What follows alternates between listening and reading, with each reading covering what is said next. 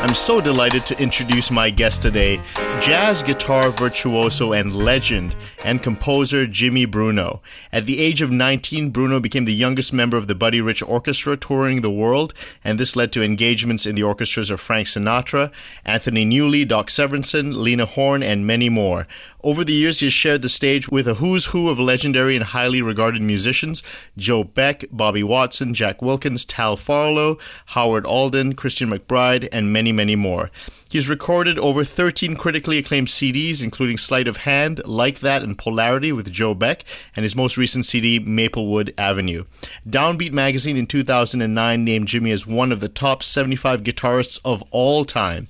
As a music educator, Bruno is the creator of the independent online jazz guitar school, the Jimmy Bruno Workshop. Jimmy, it's great to have you on the show for the first time. Well, thanks for calling me. Let's go right back to the beginning. Now, your parents were musical. Your dad was a famous musician. I mean, he was on a guitar hit, the Guitar Boogie Shuffle, right? That's correct. Yep, 1959. Right, with Frank Rich. And you mentioned your mom was a great singer. Now, how did that influence you, having two musical people and extended family? Did you have grandparents or cousins who were musicians? No. My musical connection is my mother and father. Nobody else in the family were musicians. My father was a professional musician all the time. Never had a day job. And I don't have anything against day jobs. And my mother was the chick singer in the band. So I grew up listening to, we'd have dinner together every night. And they would put on a jazz station. It wasn't Temple University then. It came from Sid Mark, the Mark of Jazz, I think it was, whatever that station was. And so every night I'd listen to Sinatra, Sarah Vaughan, Ella Fitzgerald, Oscar Peterson, and I didn't know what I was listening to, I knew they liked it. So when I got to be around 7 years old, father bought me a guitar. And I learned a couple chords, like a D chord, open string chords like that, from Italian tunes. Jimmy, were you drawn to the guitar? Did your dad ask you to learn, or did you want to learn as a young kid? No, I didn't. He didn't force me. No, it was my idea. And every little kid wants to emulate their father, So, and my first tunes were old Italian tunes, like the good old classic "Amor tu a me," means my donkey god. It had two chords, a D chord and an A7. And when it was time to change the chord, my father would just move his head, and then I knew I go to the A7 and then back. And that was actually that's one of my earliest memories. Do you have perfect pitch? No, I don't. No, I don't. What I do have is, once I establish what key I'm in, then I have that kind of perfect relative pitch, right? Relative pitch, yeah. Yeah, it took a long time to get that together. It wasn't natural. You really have to practice it. Did your father assist you in your learning? It seems like you're very self-taught. Did he give you any tips along the way? Oh, all the time. I had informal lessons with him every day. I mean, I didn't have to go somewhere, or, if I'd hear, for example, I think it was a tune called Help Me Rhonda, the Beach Boys, I might have been, 10, 12, was playing in a garage band, and a whole bunch of us, we were trying to figure out the chords to that. And so I would ask him, and he would show me. He had a unique ability because there was no internet, stuff like that. And when he learned to play guitar, he didn't even have a record player. So he would have to wait for a song that would come on the radio, and he would learn it, like that. And if he missed a couple chords or a couple bars he wasn't sure of, he'd have to sit there and wait till it came on the radio again. So he developed this phenomenal ear and a musical memory. He could once he did it like that, he remembered it forever. Philadelphia was a very, very important musical area, and many jazz legends either came from there or worked there. And how connected was your father and you to the scene as you were growing up? And you mentioned you were listening to all these great records, but were you aware of the great musicians playing in the area? No, not until I was in my 20s. No, not really. No, the music scene was thriving then. I'll give you an example. My father got out of the Army, World War II, 1945. And in 1946, he was playing in a band, the trio, was guitar, bass, and I think an accordion player. And opposite them at a club called The Click, which was a very famous Philadelphia club, not a jazz club, but they were playing opposite Nat King Cole trio. And so what would happen was the way they would work, the stage would turn, and whatever the last, if Nat King Cole is playing and he's going off, it was continuous music, the next band would play the same, they would finish the tune, whatever Nat King Cole band was playing, and vice versa. And they beat my father and him, Nat King Cole and the whole trio. They became really, really close friends. Oh, wow. They used to come over my house late at night after work. And, being an Italian mom, she'd cook, wake up and cook. Wait, so Jimmy, did you meet Nat King Cole at your house? In 1946, I wasn't born. I was born in 1953. So no, I didn't meet them. But I know the story. I remember the stories that my mother and father told me. In fact, there's a real funny story. My father had a very dry and a little bit sick sense of humor. Now, this was a tiny little street in South Philly, 1907 South Hollywood Street, and this would be in the 60s, 62, 63. And a neighbor across the street says, my father's name was Jim too. He says, "Hey, Jim, I noticed that there's a lot of black people coming over your house late at night." Okay. And my father's reply was, "Oh, yeah. He says, they're jazz musicians. Well, why are they coming at your house late at night?" He says, "Oh, they come to look at the house. We're thinking of selling them to the house." The whole neighborhood didn't talk to us for years. Oh, my goodness. Oh, yeah. I mean, it's just... Wow, it was really different back then. Yeah, real different. But, he said it with such a straight face. They just took it for real. Yeah. I mean, I didn't learn about racism until I went to Catholic school. Now, wait, did your father know, he knew Nat King Cole, so did he know anybody else really famous? Oh, tons of people. Let's see. Oscar Moore, the guitar player. Don't remember who the bass player was, but Chubby Checker.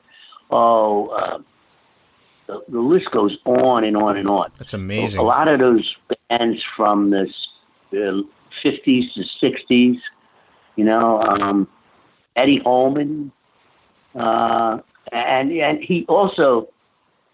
he had a tremendous respect for the violinists in the Philadelphia Orchestra. And I don't really know how he ran into those guys, but they were over my house all the time. That's actually a good segue, because that leads to my next question for you is, how did you end up practicing violin etudes on your guitar with Armando de Camilio at the age of 14, That's right. Did your homework. Yes. He would come by, and I had gotten this Wolfhard book because I heard of another teacher named Joe Scrow in Philly. And boy, if you got to study with him, you could really read. And he would teach you how to read from these violin books. Well, Wolfhard is one of them. There's several more. And so I got a Wolfhard book, and I can still play the first one. And this guy Armando would come over. My father would say, "Hey, play that for Armando," because I have no idea how old I was, 9, 10, something like that. And my father was so proud of this, that I could actually play it flawlessly and pretty fast. And Armando took out a pencil, number 2 wooden pencil, and he started smacking my fingers on the left hand, And I said, "What's up? Your eighth notes are not even," And it was like, boy, every time this guy would come over, he says, Dad, this is a drag when he comes.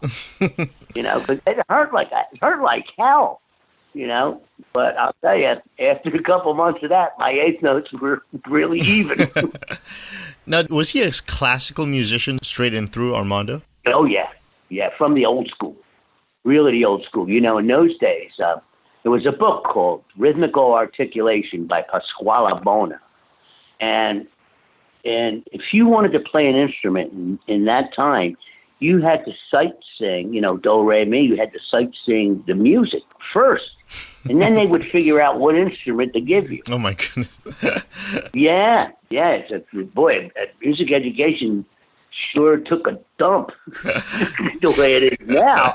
Well, we're going to get into that because I think, you're one of the really foremost educators of music.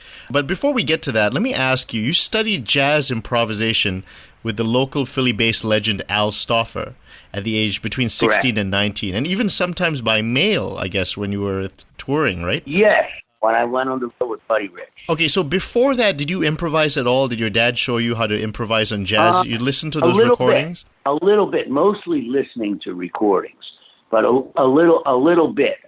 My father was a pretty decent jazz guitar player. He never got to do much of it for a living. And, if you listen to the guitar solo on Guitar Boogie Shuffle, that's totally improvised. First take, first time. And he, like is often the case, a lot of good musicians were all frustrated jazz players, but it was real difficult to make a living, doing that.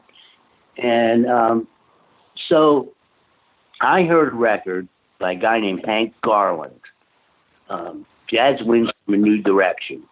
Okay, I wore that thing out. I just thought that was the most fantastic thing I ever heard, and I wanted to play like that. Now, before that, did you hear any other jazz guitarists? No, I don't think so. He was the first one that I paid attention to. And then after him came Johnny Smith. What album was the Johnny Smith? Was it the Moonlight in Vermont album? Moonlight in Vermont. That's exactly right. Yep. And so this guy, Al Stauffer, the bass player, he played at the Rickshaw Inn with my father, a guy named Ralph Federico, and a drummer named Armand Santarelli. And it really was a jazz gig. So what they would do is they'd play whatever tunes were popular at the time. And, people would dance, and there was a bar there. And they would each get the solo over the tune. So these people were listening to jazz, but they didn't realize that it was jazz. It wasn't advertised. It just said live music. And the bass player was a real good educator. He had experience playing with all the jazz greats. So I wanted to study. My father said, you should go, talk to Al. And I did. And remember, he taught me about 2/5. Who did he play with, Jimmy? Bill Evans at one point. And Bernard Piefer, a great French jazz pianist. A lot of people like that. I can't remember all of them. Philly Joe Jones. There's more. I'm leaving out a lot of people. But he really was, he had a background in that. And he taught me about chord progressions, chord substitutions, and the value of practicing and discipline. Lessons were like $12, okay? And here was the thing. Every assignment that he gave you, you had to do it in all 12 keys. Otherwise, don't come to the lesson. Oh, my God. He threw me out a couple times. He was a real big guy. He was 6'2", and he had a real big, deep voice. He sounded like a Doberman, like that. He yelled at me one day, "What are you wasting my time, man? I want the C, F, and B. No, all the keys. Get out." And boy, that was it. A couple times of that, and it's like, I would call him sometimes, say, Al, this is like after the first year. I'd say, Al, I didn't get to all the keys on this one. He'd say, that's okay. Come on over anyway. I had to get his permission. Yeah. And then I was 15, 16. I didn't have any money. And a couple times I didn't have. It was totally broke Says, Al, I can't play. He says, okay, come on over anyway. And the hour lesson would be 2-3 hours. Well, he must have loved you because you were very focused and you were very interested in practicing. Yeah, I guess that was it. You know, I really got his psychology. I really did. You know, of how to motivate somebody, and he was also a great believer in if you wanted to know something, you know, about music, go figure it out yourself. He taught me how to do that. You know, get this book, get that book, listen to this. I remember the first time I heard Bill Evans, that trio. You know, I learned about that time being implied. You know, and then from there, I got turned on to Debussy and Ravel because the music was impressionistic things where things were implied, you know. A lot of people would be surprised, especially young kids. They'd be like, wait a second, why are you, a guitar player, taking lessons from a bass player? To them, they would be confused by that. But, you know, if you're a musician, you're a musician. Well, yeah. I mean, he couldn't show me fingerings, and he couldn't show me how to play the guitar. But my father had already showed me that. So he would say, you know, play major scales in all 12 keys. And then I would say, well, Al, there's a couple different fingerings. He says, well, do them in all the fingerings that you can imagine. You know, and so I really got a good discipline and a real respect for music, you know, and I used to practice 8 to 10 hours a day, you know, while I was in school, too. I was in a prep school at the same time. Philadelphia is known for another famous educator, Dennis Sandoli, who was John Coltrane's teacher for a number of years. And I was listening to an interview where you gave, that you mentioned that, I guess, the camps of students, there was a bit of a rivalry going on? Yeah, there was, boy. You know, two camps, guys that studied with Dennis and guys that studied with Al. I don't know how that got started, but it did. But, you know, Dennis had, you know, Dennis didn't go out and play. You know, I don't know. I think it has something to do with his religious beliefs, Jehovah's Witness maybe. And to me, it was all theoretical and not real, not concrete.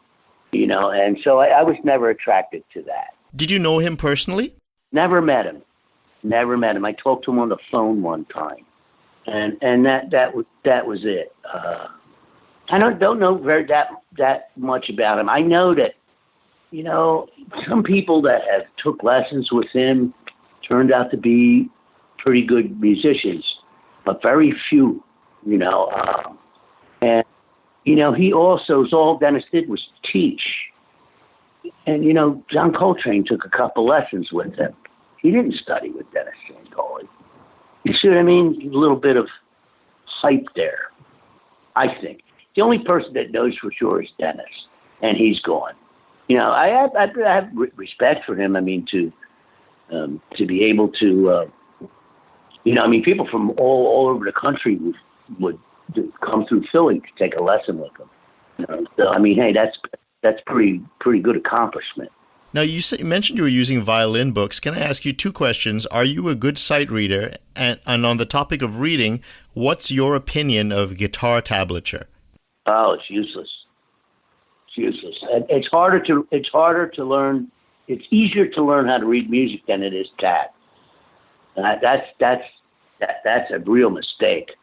It came about because, you know, to sell books, you know, of tunes and stuff, you know, if you had tab, you know, a monkey could learn how to play tab, you know, but you miss so much out of everything. I mean, if you're going to be a musician, you should learn how to read music. I mean, it's like kind of like being, hey man, I want to be a journalist, but I can't read English. Are you a good sight reader, Jimmy? Now I am. I wasn't then. I was good at reading violin etudes. Where all the rhythms are pretty even. It's not very broken up in those exercise books, you know. And so when I moved to Las Vegas, you know, I thought I could read anything.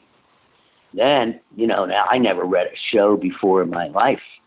I remember the first show I read was the first thing I got hired for was Robert Goulet. Very simple guitar book, but a lot of things I didn't know. I mean, I saw the conductor says, okay, let's make a cut from the end of bar 26 to the beginning of some other bar. And I didn't know what that meant. And I turned around and I see saxophone guys take out a pencil and stuff like that. So I took out my pencil, and I made believe I'm right. I don't know what I'm doing. And so after the rehearsal, there was a guy named Gene Ventresca. He was the lead alto player at the Sands. I says, Gene, what are you doing? What do you write? He says, look, here's what this means. You draw this line from the end of this bar over there. Oh, okay. And then, it wasn't very much to play. And now, see, rhythms were hard for me. It seems like, things that were, all choppy and stuff like that. And I remember, at the rehearsal, I could hear the band and the trumpet player, bip, bip, bip, bip. And the first time through the rehearsal, I kept playing in all the holes. Bip, guitar, bip, wrong, wrong, wrong. So then, the conductor's looking at me, and I said, well, wait a minute, I know. Till I figured out I just won't play. So I just didn't play. I mean, who's going to miss the guitar? And so I asked the trumpet player, I said, how do you do this? I mean, it was like another language. And within 5 or 10 minutes, I got an education on how to do it. That you play on the beat, when your foot's down or it's up. That's it. Can't be any. There is no other beat. And that's how they could play and not make mistakes. And so I always liked to write music, and I always wanted to write for a big band, but I notated things. Somebody asked, it was Lola Falana. I got a job with her, and she had said to me, the conductor said to me, Lola needs a chart on some tune. She said, can you do it? And I said, yeah, but I never really ever did it before. And I says, okay. And so I notate, it came out sounding good, but I noticed during the rehearsal, I see these trumpet players are laughing. And man, when you're real young and scared, man, it's like crushed me. It's like, my God, what are you guys laughing at? I says, you notated it. Well, they used a different word. You notated it all wrong. and they showed me how to notate things. Like I was, my reading and musical experience was from more like legit music. So if you had a really short note, I'd write a 16th note. And so what happens when you write like that, it makes it really hard to read for a trumpet player or any, articulate instruments. You need that kind of articulation. So he says, well, how are you supposed to write it? He says, well, if you could get the same result if you write a quarter note and put a caret on top of it. And they showed me what that meant. How long did it take you to go from that level to a higher level of sight reading? It kind of happened all at the same time. And my sight reading got better the more I wrote charts. It got better and better because I was notating it correctly. And so in the beginning, I would count the rhythms. And then I realized that, wait a minute, I keep seeing this same notation over and over and over again. So I just knew what it sounded like. And so I didn't have to count anymore. And that's it. It was like everything else. It was gradual. Maybe in the course of a year, I'd say that would be a conservative estimate. And you remember the whole time I'm working at the Sands Hotel, I'm playing for all these acts. And I knew it got better and better and better. And if I couldn't read it, I just wouldn't play. And also I had the help of other musicians in the band. You see, because when you could play jazz, kind of get everybody's attention. Being young, guys, I'll help this kid out. They taught me the whole thing, not only the music but the business, the way things work, and like that. I was lucky. I got to play with the best musicians in the world. I came from Philadelphia. You know what I mean? Right. Speaking of that, you in 1973, you auditioned at 19 for Buddy Rich. Now, before I actually ask you about the audition, was he throwing drumsticks at other auditioning guitarists? Yes, absolutely. Like, what were they getting wrong that caused him to throw a drumstick? I have no idea. It was probably, Buddy had been playing this music for years. So he knew what a guitar was supposed to sound like, you know, and if it didn't sound like that, I think it was their time or the way they comped. That used to seem to really tick him off. I mean, he could tell within 4 bars, you know, he'd scream at you, throw sticks, and his road manager was a guy named Whale. Get this guy off this shit. I mean, screaming. It was like that. I'm standing there with a guitar and a guitar chord someplace in Jersey where he was playing in a hotel. And it looked like where they throw a wedding, and that's where the rehearsal was. And I saw this, you know, for an hour. I'm going, wow. So I started to leave. He says, I'm not getting up there. And so the road manager says, where are you going, kid? I says, I'm not getting up there. You know. So he asked me my name. He looked down the list and he says, oh, wait, okay, you go next. Okay, and I'll tell you the back end of this. And so I went there and he called, the chart was one of his drum solo features called Channel 1 Suite. And it was really, really hard to read. You know, the way, and the only thing I knew about Buddy Rich is the year before, my father, I was 16, my father took me and my girlfriend, who's my wife, Peggy, to the Latin Casino to see the Buddy Rich band. And I was impressed by that, so I went out and bought the record. And the only thing that I could play was Channel 1. Oh, wow. I knew that. I knew that lick. And, you know, he called that, and I looked like I was reading it, but I wasn't. I was playing from memory. And he didn't, I didn't get any sticks thrown out at me. And then he did a new chart, somebody that brought in an arranger to play, and, you know, and I did okay with that. And he gave me like 4 bars of solo and said, sit down, you stink. And he says, okay, we leave tonight, get on the bus. And see what happened was Buddy Rich was in Philadelphia on the Mike Douglas show. All right. And there's a saxophone player who was on that show, a guy named Vince Trombetta. And he was a friend of my father's. And I had played with him as a kid. You know, he was a friend of my father's. And so Buddy had come and went to the band and said, boy, I need a guitar player. Any good guys? And, you know, you got any ideas in Philly? And Vince Trombetta gave him my name. So I had a little bit of help there, you know, and that's how I got ahead of everybody else in the line. And maybe that's why he didn't throw sticks at me, at least not that night. And so you went on a world tour with Buddy? Yeah.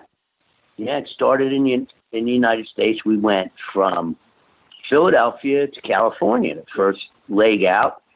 And I got married when I was on the bus. I was 19. And we were supposed to get married September 8th in Philadelphia, in South Philly somewhere. And I wasn't going to turn down the invitation, so we went there. I don't know when Peggy, my wife, I don't know when she came out, but she joined a band somewhere, I think in Boston. Took a train to Boston, and we went all the way out there. Now, her father was very religious, a Baptist guy, okay? And somehow he found a Baptist minister in California, Lakeview Terrace Baptist Church. And we got married out there. And my suit was the band uniform. Let me ask you, Jimmy, in your time with Buddy, what was your personal relationship with Buddy? It was pretty rocky in the beginning. I mean, Buddy didn't talk to the band. He didn't hang out with the guys, he was like, he would be somebody you wanted to avoid, Well, because you never knew he was capable of doing anything, the famous Buddy Rich tapes, I was there for a few of them, and man, he didn't like wives or girlfriends on the bus, but he tolerated it, and it took a while. I didn't realize what he was doing, but he used to really bust my stones as much as he possibly can, and I realize now that he just wanted to get a rise out of me, I got so mad at him for one time. I don't remember, I do remember, but it's not important. And he threw a bunch of sticks at me, and he threw a chair at me. And so I picked up the guitar, And I turned it around like a baseball bat. I said, come on, you. Told him my name. I says, I'll smack you right across the head with this guitar. Oh, my goodness. Now, in the meantime, it's like I'm going, uh-oh, what did I say? Yeah. You know, it's like he's gonna beat the hell out of me. And he just started laughing. He says, come here, kid. And he gave me a big hug. He says, you got balls, you know. And he left me alone. Yeah. He left me alone. And gradually, I got to know him. You were hardworking, right, Jimmy? So he must have really appreciated that. Yeah. But, I saw him do this to other people. And, other guys would just fold. I mean, they would, quit, or just another expression that I like, hey, what happened to Bob? Bob crept. What does that mean? He crept. That means he just left, and nobody knows where he is. He just didn't show up. So, some guys, a lot of guys didn't make it. I lasted a year. And we went to Europe a couple times. We went to England, Australia, Tasmania once. I did it for a whole year. Was he the greatest drummer? Was he the greatest drummer of all time? Absolutely. No doubt in anybody's mind. Absolutely. When it comes to playing a drum solo, there will never be anybody like Buddy Rich. And he could also, there's a lot of sides of Buddy's playing that people don't know. When we went to England, he seemed a lot calmer there. And he figured that European audiences were better audiences. And at the time they were. So he would sometimes turn the band into a quartet or a trio or a quartet. And he'd play with brushes, and it was like, my God, this guy was fantastic. I mean, geez, he played with Charlie Parker. Yeah. Come on. Buddy was a kid. He's playing with Charlie Parker.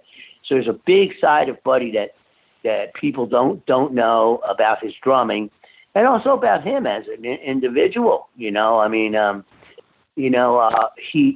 didn't like people who were drunk. You get fired right on the spot, and that was because, so I heard, was when he was young. I think the Dorsey brothers, he played in one. I get them guys mixed up, and one of them was a really bad drunk. This guy would get drunk and really, pick on Buddy. So he could not tolerate that. Pop was okay with him. So as long as it didn't affect your playing, it was okay. Let me ask you now, Jimmy, let's jump over to Frank Sinatra. You worked with Frank Sinatra in his orchestra.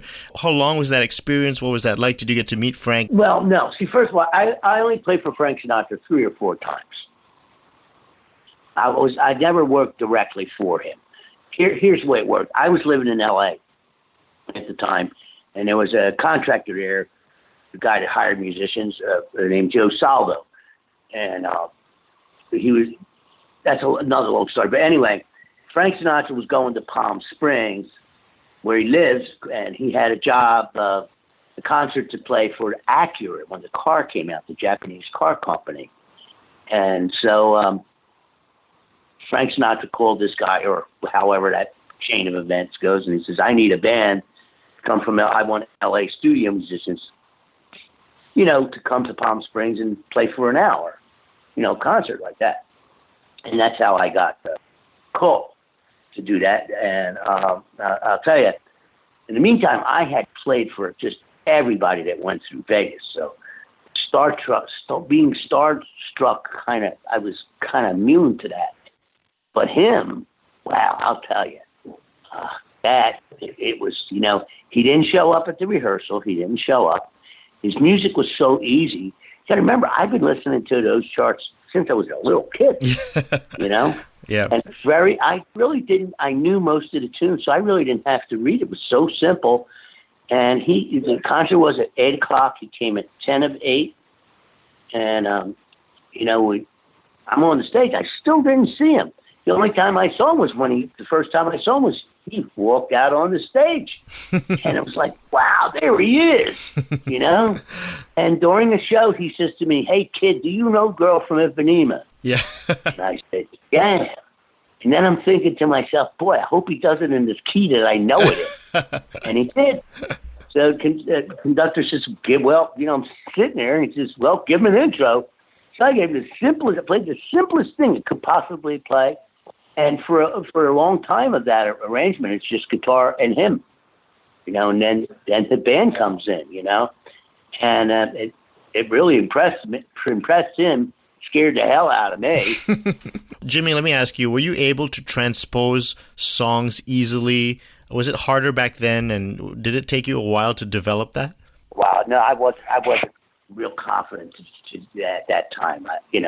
I would be plus being nervous, forget about it. But that took a long time. But I wanted to meet him. I mean, I'm so close. I gotta go try and meet him. So I walked backstage, and they had like a little buffet thing backstage. And so I started walking there, and a big guy came over to me. He says, "Where are you going?" And I said, "I want to meet Mr. Sinatra." The guy, it was Jilly Rizzo. And he held up his hand, and Frank Sinatra just turned around and says, "Yeah, let him in, Jilly. It's okay." And there I was, man. It was like I was meeting God, and he says to me, "Hey, kid, try the tuna fish. It's pretty good." and that was it. So then the next event came, and the next event, and the next event, and still it was. I really didn't get to really know him, but he always treated me, really good, first class all the way. You're Italian, Jimmy. Is he a very special person in the Italian community? Oh, yeah. He's the only person more famous than him is Jesus, I think. Yeah, I know, and the funny thing is that around that same time, my brother still was living in Vegas, and he was a waiter at the time, and Sinatra had come in with a whole bunch of guys into the restaurant. My brother was a real Frank Sinatra nut. My brother's a drummer, and he got the waiter on. He was so nervous. He was spilling things, and the bill was like, I remember, but he drank Jack Daniels. He ordered a whole bottle of Jack Daniels, had a pack of Camel non-filter cigarettes, and wine, and all this stuff. I don't know. I think the bill was like $1,000, and he gave my brother, "Hey, kid, you're okay." He gave me $500. Oh my goodness! Yeah. I mean, he was something else. I mean, there'll never be, there'll never be another Frank Sinatra. There's never going to be another Buddy Rich. Some people that just don't like that. I guess I don't know. Now, there's a different experience you had, which was the opposite. You mentioned that working with Liberace, in terms of gigs, was one of the all-time lowest points for you. Now, he was probably the highest-paid entertainer in the world at his peak. Could you talk about that experience? Okay, well, here's the thing: there was 5 steady jobs in Las Vegas. That meant that they had a guitar player in the band, and if somebody brought their own guitar player, you still got paid, and you didn't have to go to work. Okay. One of these jobs that came up was the Hilton Hotel. The band leader was a guy named Jimmy Mullador, who was a fantastic musician. I mean, they always say, when the leader is usually the least talented. Not so, just the opposite. This guy could really jazz, of course.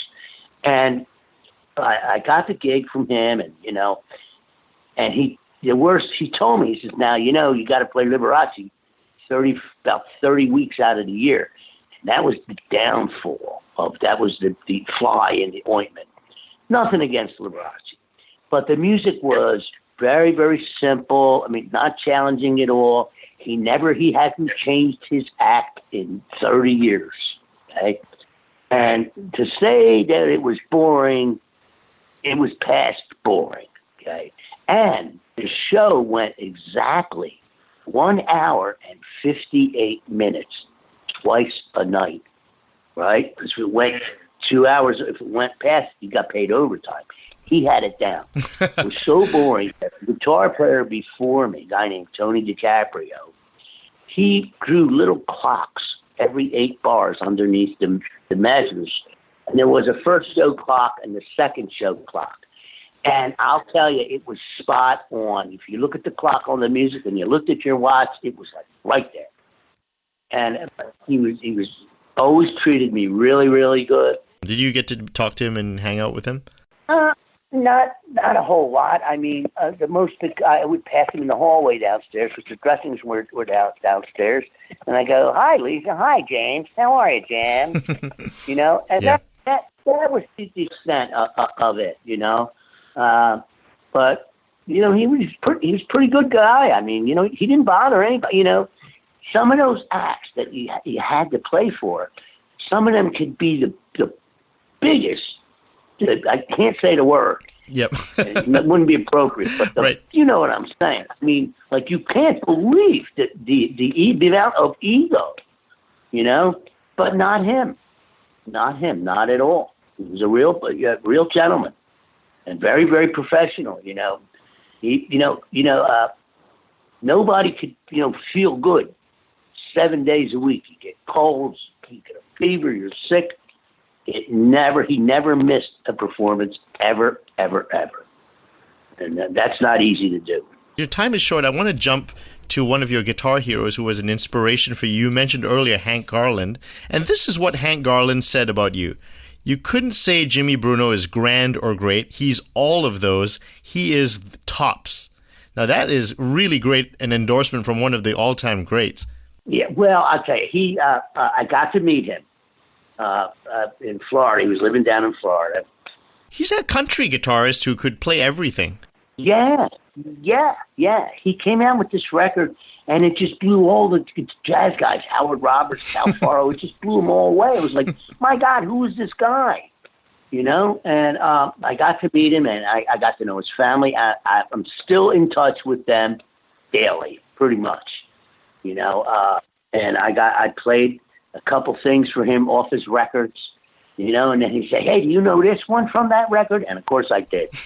And, you know, and this came about all because of Concord Records. You know, if it wasn't for them, nobody would know who I was. And through that, I got to meet and play with all my guitar heroes. Tal Farlow, Johnny Smith, on and on and on. Hank Garland really liked you. What was your personal relationship with him?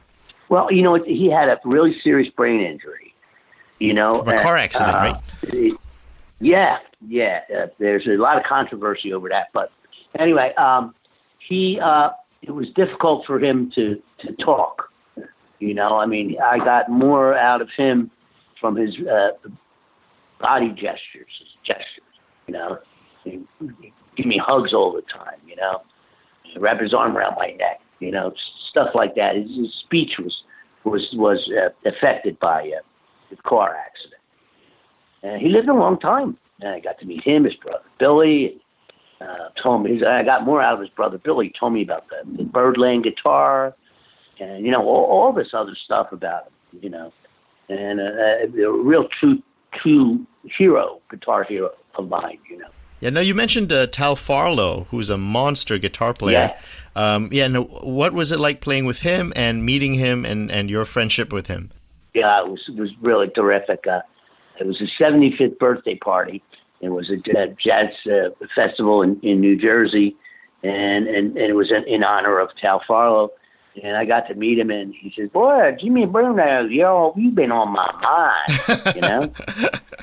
He was the nicest guy, you know. I was nervous. I said, you know, one of my favorite recordings of him was him playing "Have You Met Miss Jones?" And so he says, "What do you want to play?" And I said, "How about Have You Met Miss Jones?" And man, he just played great. Now he has very large hands. Jimmy, how big are your hands? Very small, just the opposite. And you know what's funny? Tal Farlow played a short scale guitar, a Birdland, really tiny thing, so he could make these stretches that were unbelievable. You know, he had huge hands, and from him, I met Joe Pass through Tommy Tedesco. What was that like with Joe Pass as well? Now, Joe Pass was like talking to a New Jersey truck driver. You know what I mean? And it's a typical Italian thing. I went over his house one time, and we sat in the kitchen, and he got a glass of wine, and he cut up some pepperoni. You know, what do you want to play? And I want a lesson. He says, "I don't know how to teach." And I says, "Well, you know, show me something." And he says, well, okay, I'll play a tune, and when you hear something you like, stop me, and I'll try and play it again. Okay, yeah, so what's that? Oh, I forgot. And I would try to get it, would remember him, I learned a lot from him. He actually took me on the road with him once, a couple times, when he was doing the solo guitar stuff. What a character. What was he like as a person? I always ask people Joe Pass stories, and he's very nice, but sometimes he can be quite acerbic too. He can be... Oh, are you kidding? Yeah, he can be. He really could be. I saw it a couple times. Not to me, with the audience sometimes, I heard a story where he would play very softly and refuse to turn up his amp. Yeah, exactly. Yeah, that's true. Yeah, and it was because he said if you play louder, the audience would just get louder. So he'd play soft. And then a lot of times if people were talking, he would just stop playing. I saw him escort two old women who somehow got left when they were turning the room over from dinners to the concert that he was playing solo guitar, and somehow they got left front and center. And he started to play, and these two ladies, when they put their hands over their ears, and they told him, "You stop." And they says, we're trying to talk here. Oh my goodness! They're playing in our ears. Okay, he went nuts. He went out of his mind. Okay. He called them a couple names. He got the restaurant that made a D or somebody. He says, "Give me their check and get them out of here." Yeah, he could be. He could be. I mean, What did he think of your playing, Jimmy? Oh, we got along. We got along really, really well. I guess being Italian, I think it helps sometimes. He came to Philadelphia one time. I had moved back from L.A. to Philly. And he came here, and a friend of mine had booked him into this restaurant, okay? And I says, "John, I want to come to the sound check." And he says, "Oh, Joe will get pissed off. You don't want anybody there." I says, "Well, I know." So he lets me in. Okay, so there's a door's locked, and there's a knock at the door. And I look through the thing, and it's Joe Pass, okay? And he says, "I'm Joe Pass. I'm here for the sound check." And I cracked the door, and I says, "Excuse me, but I know Joe Pass personally, and you're not Joe Pass." And I slammed the door in his face, okay? And I did it like 4 or 5 times. He got so mad. He's banging the door. He's kicking the door. He's beating the crap out of the door. Finally, I opened the door, and he wants to hit me. And I says, "Joe, I had a mustache when he knew me." And I said, "Joe, it's me." He says, "Who the hell are you?" "Jimmy, from your kitchen, remember?" And he went, "You little," call me a name. He laughed. He had a great sense of humor. He really did. Now, there's another amazing guitarist, George Benson. Let me read a quote that George Benson had about you. Yeah. He said, "I was over there checking out Jimmy Bruno the other day at a new club on 57th Street, down the street from Carnegie Hall. Man, now this cat can play. He was tearing up the place. He played all the strings out of the box the other night." All the top musicians really respect you. They know you're a top musician.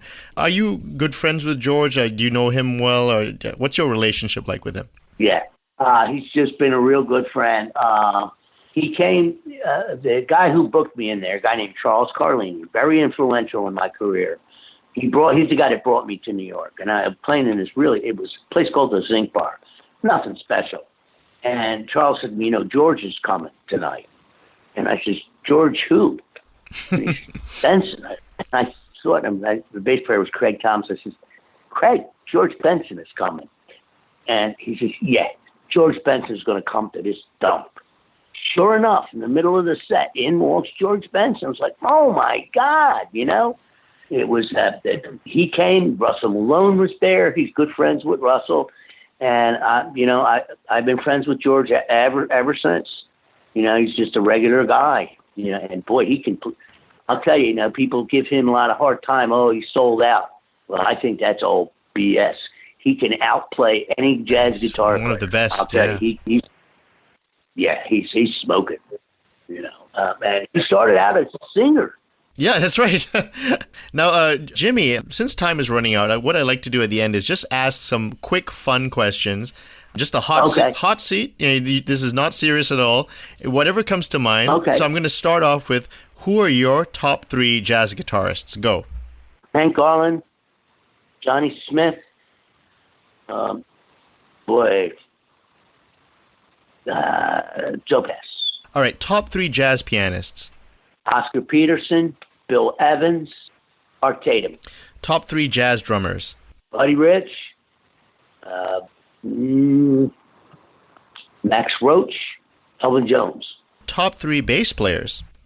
Ron Carter, Gary Mazarapi, and Eddie Gomez. That would be my first. How about saxophone? Bobby Watson. Every time I say his name, I get a smile. Bobby Watson, Sonny Rollins. There's a lot of them. Charlie Parker, John Coltrane. I know that's too many. And trumpet players. Warren Vacher, Chet Baker, Clifford Brown. Out of the albums that you've released, what are your favorite top 3 albums that you've recorded? Oh, that's hard. Burnin', second one. The record with Joey DeFrancesco, and the one with Bobby Watson. What is your proudest musical moment? Playing Moonlight Vermont for Johnny Smith while he's sitting in the audience. Wow. And how did he like that? It was some benefit that Charles Carlini did. They weren't really benefits. They were like honoring people. And there was Johnny. We did one for Johnny Smith, and I got to meet him.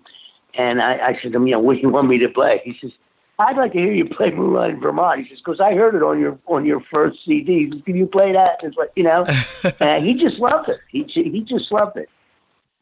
He gave my daughter a guitar lesson one time in Wales. Wow.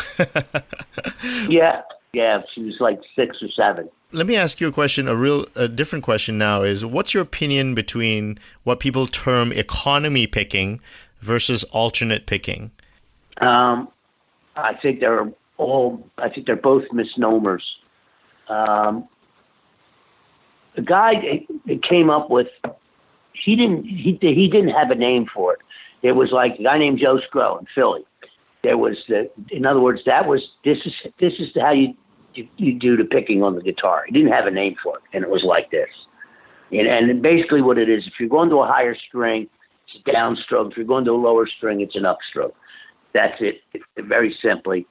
He was a violinist, and he took the concepts of bowing, the way people bow a violin, and applied it to the guitar, because in those days, he went to jail for a short while. He was a conscientious objector, because he was a Jehovah's Witness, and he couldn't get a violin in jail, but he had a guitar, so he applied that to the guitar.